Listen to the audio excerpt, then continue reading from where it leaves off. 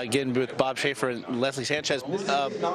We have just learned that Donald Trump is opposing his own convention. He actually just finished an interview with Fox News in which he, among other things, guys said that he plans to go long on Thursday night with his acceptance speech, perhaps an hour or more. He promised a major tax cut. Said of Ohio Governor John Kasich, not in attendance this week. I beat him very soundly, and also said that tonight in introducing his wife, Melania, he would be very brief because it is in fact Melania's night. But Bob, what do you make of Donald Trump opposing his own show?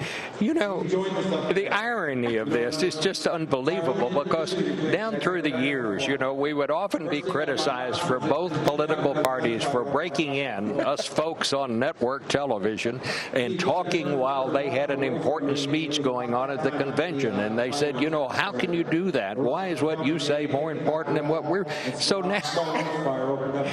now we have Donald Trump talking over his own convention. It is a meta irony, to be sure. And yet, Leslie, thank you. Perhaps this is the most Donald Trump thing we could expect from night one.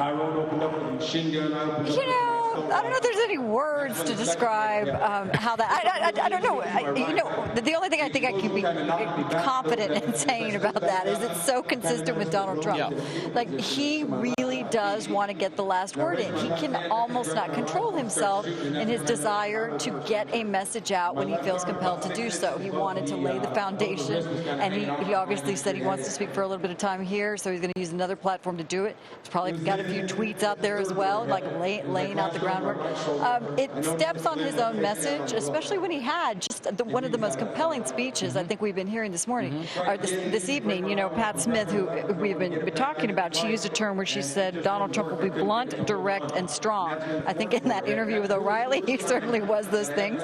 But it's also what people like about him, the fact that he really tells it like it is. It's like that expression, you know, you don't have to like me, but you have to respect me. And I think for the people that like Trump and that are taking a look at him, they don't like him, but they respect the fact he's going to say what he wants to say when he wants to say it. And he's going to do it again on social media, a platform, specifically Twitter, Bob, that he has made his own. He seemed to counter a lot of conventional wisdom when he wasn't spending a lot of money on attack ads, for instance, but he would say, look, I have millions of followers on Twitter. I hit send on a tweet, and it really can impact in the same way an attack ad can, and in fact will be shared by so many millions of more people. Well, you know, the successful politicians of every age have been the ones who have mastered the dominant media of their time. Our founders were great writers when people got it by the written word. Franklin Roosevelt was the first one to figure out radio and its power. Jack Kennedy was the first to figure out television. He looked into that little box and put a little makeup on when Richard Nixon did not. And I guess we have to say Donald Trump was the first one to figure out the power of Twitter. You know, I mean, in all seriousness, but what we're hearing tonight, I just want to go back to something I said earlier. Yeah. That if this race is about Hillary, Hillary loses. If it's about Trump, Trump loses. That's the strategists. All of them seem to agree with that. And we saw that begin to unfold tonight. This was not about Donald Trump tonight. It was about Hillary Clinton from the start to the finish. They're going to take this to her. I expect she's going to try to do the same thing to them. So what do you make then of this first round? Perhaps of the 15-round prize fight that will be fought here and then fought again next week in Philadelphia. What do you think of? Well, it would be hard to say that one is not touched by hearing a mother who lost a son. Yeah. And my heart goes out to her. And everybody in this hall seemed very touched by that. I would guess that a lot of people watching on television were touched as well. Leslie, if though as well this week is about reaching undecided voters and crafting a narrative that perhaps somebody who's not sure where they will go when they step into a ballot how effective do you think it is the style of attack, the full frontal nature. I think if you look at these individual speakers here, whether it's the Duck Dynasty, the family who's talking about entrepreneurship, he's a business owner, it kind of makes it very pedestrian. It's something that everyone can fundamentally understand. There's not a lot of pomp and circumstance to that.